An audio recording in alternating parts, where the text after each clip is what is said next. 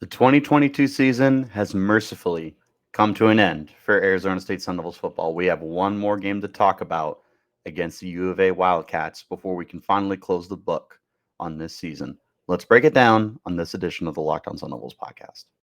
Are Locked On Sun Devils, your daily podcast on the Arizona State Sun Devils, part of the Locked On Podcast Network, your team every day.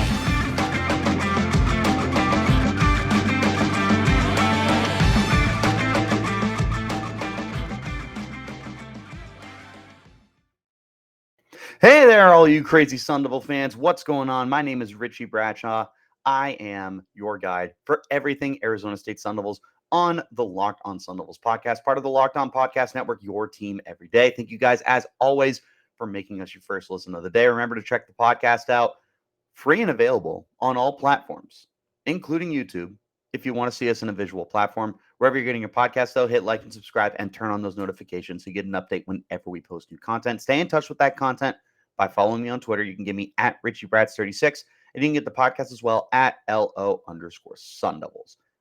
Let's go ahead and break down the final Arizona State Sun Devils football game of the year so we can close the books and move on to the Kenny Dillingham era, which I will be talking about in more detail tomorrow. However, if you're looking for content right now, I did go live yesterday, and it is on YouTube. Just about an hour of me hanging out, talking about my feelings, starting some potential big brain conspiracy theories about who could be coming to Arizona State with Dillingham. It's on YouTube. Check it out if you need that content right now. Otherwise, let's break down this game and move forward. This was a frustrating game for the Sun Devils. It wasn't a terrible game. It wasn't a great game. Arizona State lost this game 38-35 in Tucson. It was a very disappointing way to end a very disappointing season, but it felt fitting that things would go out the way that they did. And man, it just felt weird for Arizona State to lose this game. They truly played like the better team in spite of 5 turnovers. They dominated time of possession. They had over 37 minutes with the football. U of A had it for just over 22 minutes. And they won the game. It's one of those classic time of possession can be an overrated stat. ASU outgained them 537 yards to 480 yards. Crushed them through the air. 376 passing yards. Alternatively, they only gave up 200 passing yards to Jayden de Laura, who was one of the nation's top passing quarterbacks. They also did not give up a touchdown pass to Jayden de Laura. They did intercept him, though.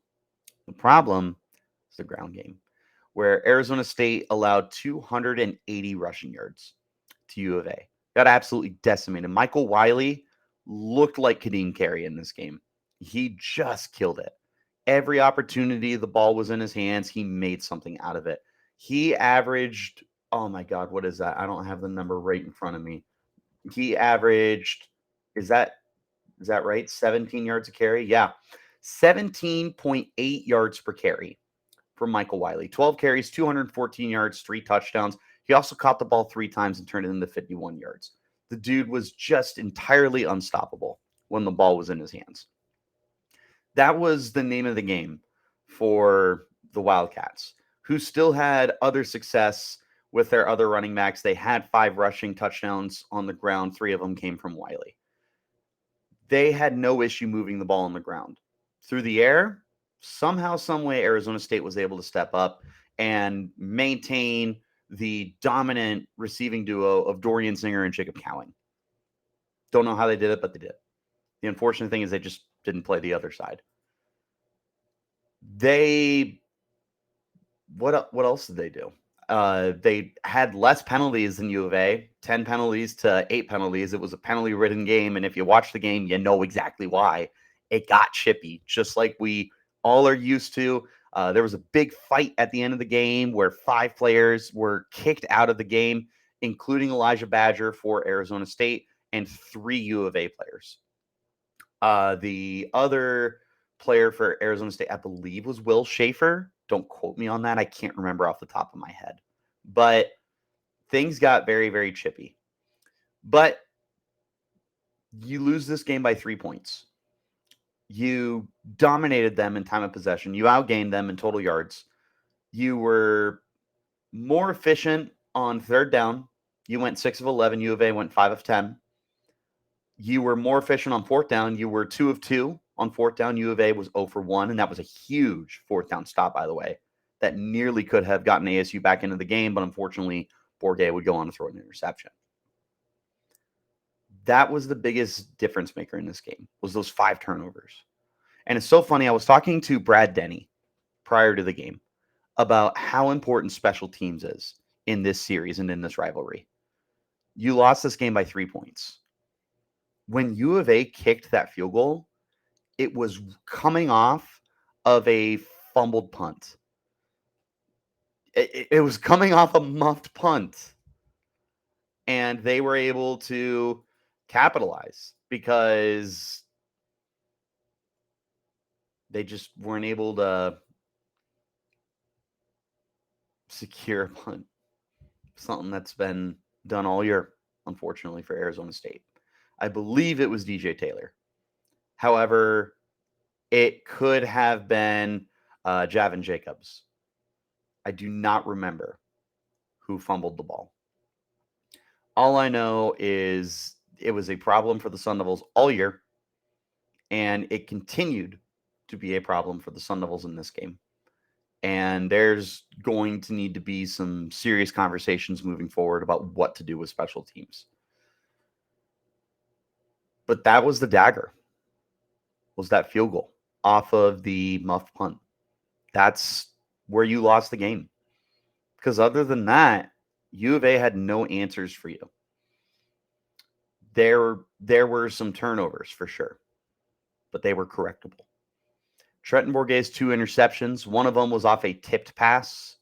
The other, he was getting hit as he threw it to end the game. You had the fumble from the punt returner. You had Tevin White's fumble, which was just a great heads-up play by U of A. Tevin White was on top of another defender on his way to the ground, and before he was able to officially be downed, U of A plucked the ball out of his hands and was able to take it for their own. Finally, you had, what was the last turnover? Trenton Bourguet was sacked, and it was a strip sack. So Bourguet committed 3 turnovers in this game. Nonetheless, Bourguet was pretty much the reason you were in the game the whole time. In spite of those 3 turnovers, he went 37 of 49. So really, really close to 80% completion. 376 yards and 3 touchdowns. He also rushed for 14 yards. This is in spite of being sacked twice. Bourguet was very, very good in this game. We're going to talk about that more in just a second. First, we're going to go ahead and hop into our first break of the show. When we return, we'll go ahead and pick it up where we left off. I want to talk to you guys about our friends over at Upside. Inflation has us all thinking about different ways to cut back, whether that's not getting your favorite snacks or maybe not going out as much. Maybe it's not driving out or driving less, anything like that. We can all agree there's nothing fun about less. That's why I started using Upside. Upside is an incredible app for anyone who buys gas, groceries, or dines out. So, all of us. With Upside, I don't have to cut back because I can get cash back on every purchase, which means I don't have to stop getting myself my zebra cakes. To get started, download the free Upside app. Use my promo code LOCKED and get $5 or more cash back on your first purchase of $10 or more. Next, claim an offer for whatever you're buying on Upside. Check in at the business, pay as usual with a credit or debit card, and get paid. In comparison to credit card, rewards, or loyalty programs, you can earn 3 times more cash back with Upside. Upside users are earning more than $1 million every week. That's probably why they have a 4.8 star rating on the App Store right now. Download the free Upside app and use promo code LOCKED to get $5 or more cash back on your first purchase of $10 or more. That's $5 cash back on your first purchase of $10 or more using the promo code LOCKED with Upside right now. Meanwhile, these days, having your best possible crew is more important than ever for your small business. And that's why people are rating LinkedIn Jobs the absolute best place to go for building your business. You have to check it out. LinkedIn Jobs helps find the right people for your team faster and for free. All you have to do, go to the website, create your job post in seconds.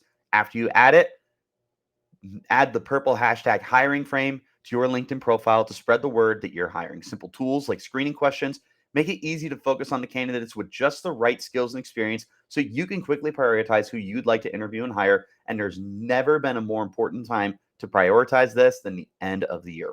It's why small businesses rank LinkedIn Jobs #1 in delivering the quality hires versus leading competitors. LinkedIn Jobs helps you find the qualified candidates you want to talk to faster. Post your job for free at linkedin.com/lockedoncollege. That's linkedin.com/lockedoncollege to post your job for free. Terms and conditions will apply. All right, let's go ahead and hop back into this conversation real quick. Make sure you guys check out the Locked On Sports Today podcast. From the games that matter the most to the biggest stories in sports, go beyond the scoreboard and behind the scenes with the local experts and insights only Locked On can provide. Locked On Sports Today, available on this app, YouTube, and wherever you get your podcasts.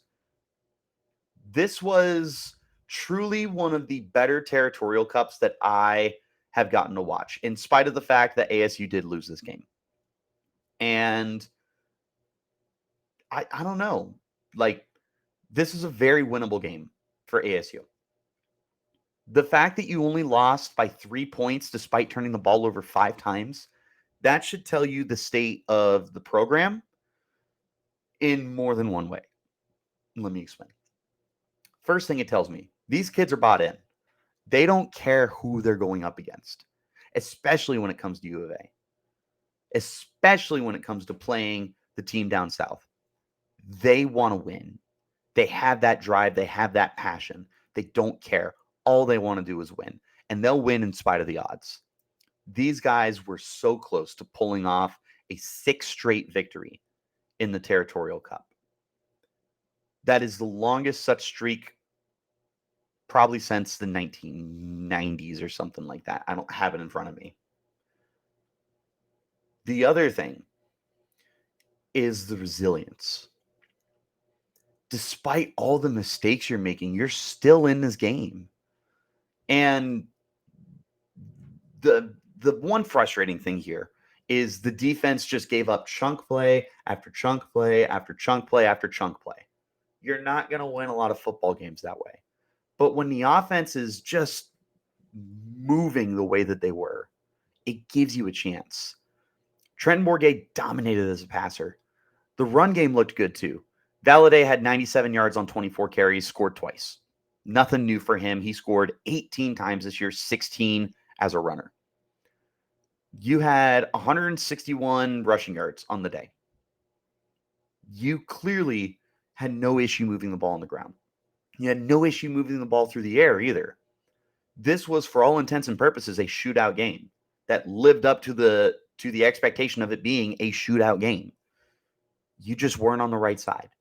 But it was a very correctable way to get on the right side of this win.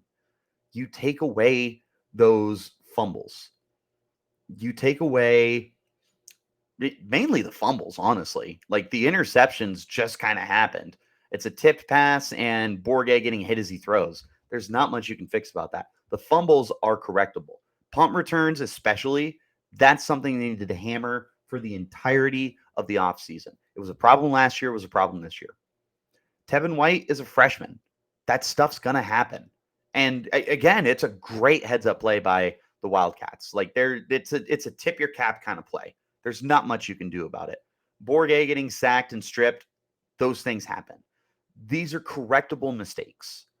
And when you take those mistakes away and you're putting up 35 points a game, you're typically going to be winning a lot more often than not. You just gave U of A too many extra opportunities. Take away some of those extra opportunities, and this is a completely different game. It truly is. And I understand that's not breaking news or anything. Take away 5 turnovers, it's a different game. Who would have thought, right? But truly, if you take away those mistakes, some of them were coming on good drives. You clean those up, ASU could have won this game 49-20. They had no problem moving the ball offensively. And when they got stops, they capitalized off of it. The offense was not the issue in this game. It was entirely the defense. The defense still made a few plays here and there. Ro Torrance had his first career interception, and it was just so needed. It was a tipped pass and was able to bring it down in the end zone. Massive swing for Arizona State. You were able to sack Delora with Pesafea, got great penetration up the gut. Beautiful play. Late in the game, Arizona State is able to get a third down stop. This is within 2 minutes, by the way. They were able to get a third down stop. It was 3rd and 1. The next play, 4th and 1. U of A has a choice to make. They can kick a long field goal and go up 6, or they can go for it and end the game. They decided to go for it.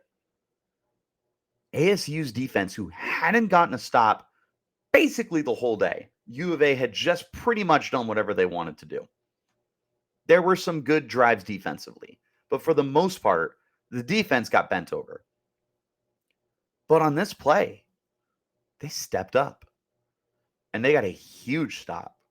And you're sitting there in the press box and you're sitting there in the stadium and you're like, holy crap. Is this about to happen? There's only 17 seconds on the clock at this point. Or, excuse me, they're not 17 seconds. The drive was only 17 seconds. There's a minute 33 on the clock. ASU with 0 timeouts, though. But you're still sitting there and you're like, there's a chance. Somehow, some way, there's a chance. Unfortunately, they blundered it and they weren't able to do anything with it. But nonetheless, they made this a game somehow, some way. In spite of 5 turnovers, they lost by 3 points. There's something to be said about that, truly. Let's go ahead and hop into our final break.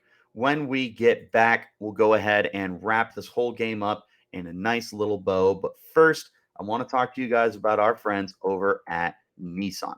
Our friends at Nissan have created the thrilling moment of the week. The designs behind the new lineup of Nissan are intended to empower drivers in vehicles as capable as the drivers themselves. When I think of unbelievable abilities on the field for this week's thrilling moment, it's Jalen Conyers.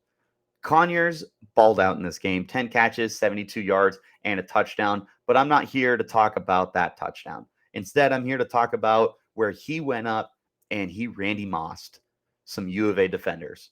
Those poor kids who just wanted nothing to do with big, strong Jalen Conyers. Mossed him down at the 1-yard line. Would have been a touchdown if it was the pros because he wasn't touched. And then on the next play, Xavier Valadez is able to capitalize and score for the Sun Devils. It was huge, and it gave the Sun Devils the lead, or extended their lead, I believe. Regardless, it put them down 3. Goodness gracious. Nonetheless, that's about as thrilling a moment as you're going to get. So again, this segment has been inspired by the thrilling new designs featured across Nissan's new lineup of vehicles. Pursue what thrills you in the all-new Frontier, Armada, or Pathfinder today, available at nissanusa.com. One more time, check out the Locked On Sports Today podcast as your second listen of the day. The biggest stories of the day, instant reactions, big game recaps, and of course, the take of the day, available on the Odyssey app, YouTube, and wherever you get your podcasts. Let's put a bow on this final game of the year, put it to bed, move on to the Dillingham era. This was an ugly game, but it was an exciting game. Even in a 3-point loss, this game was a lot of fun. This was a very enjoyable game. It just didn't have the result that we wanted. And if it did, then this would go down as one of the best Territorial Cups ever for Arizona State. It just had so many momentum swings. There were lead changes constantly, big plays galore. There were moments to remember. Like you have the Jail Mary for the USC game from years ago. Jalen Conyers catch that I just talked about on the Nissan Thrilling Moments. That was one of those plays where you just couldn't believe it. He went up and he was just bigger and stronger and more talented than everybody else around him on that play. It was brilliant. Valladay scored on the next play. It was just so much fun to be in that stadium and watch this game. You wish there was a different outcome, but you can't win them all, especially in a season like this. In a season where ASU fired its head coach 3 games into the year before Pac-12 play got a chance to get started. ASU made something out of nothing. It was a 3-9 football team. They were in more games than they should have been this year. They, looking back at it, should have beat Stanford for sure. Absolutely no ifs, ands, or buts about that. You could have beat UCLA. That's 2 more wins. You played USC really, really tough. I'm not giving you that win, but that's a moral victory. And you could have beat U of A. That's 3 more wins. That's 6-6. They played so much tougher than we're willing to give them credit for. And that means something. So yeah, it's 3-9. It's the first 9-loss season in program history. It's one of the worst seasons in program history. It's the worst season that I have been alive for. Born in 1995.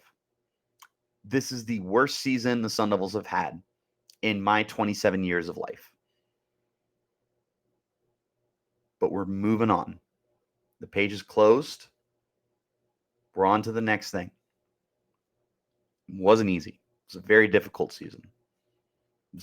It was a deflating season. It was a defeating season. It was very trying.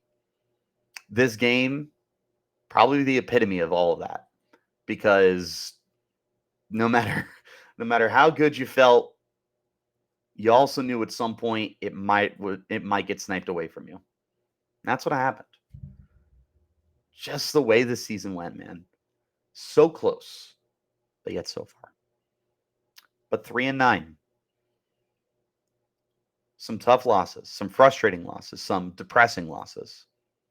This game, no different. But there's stuff to take forward from this game.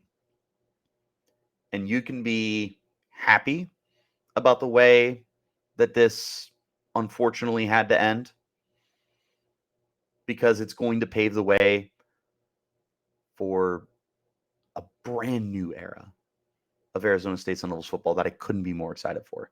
And maybe that's the reason why I'm so uplifted about this loss, is just knowing that this chapter of Sun Devils football is closed. It's done. It's over with. We don't have to worry about it again. We put it away. We move forward. It's a 0-0 football team now. We're already done with it. The season's over. Don't need to worry anymore. Now we have Kenny Dillingham. And man, is there a lot to talk about with Kenny Dillingham. And I encourage you guys to stick around and follow the Locked On Sun Devils podcast as we break down Kenny Dillingham for the next 200 some odd days until we get to see him coach his first game against Southern Utah. But that is going to go ahead and wrap up this edition of the Locked On Sun Devils podcast. Thank you all so much for making this your first listen of the day. Remember, the podcast is free and available on all platforms, including YouTube, if you want to check us out on the visual platform. Wherever you're getting your podcasts, hit like and subscribe and turn on those notifications so you get an update whenever we post new content. To stay in touch with that content, follow me on Twitter. You can get me at Richie Bradshaw 36. You can get the podcast as well at LO_Sun Devils. But until next time, guys, you keep it locked right here on Locked On Sun Devils.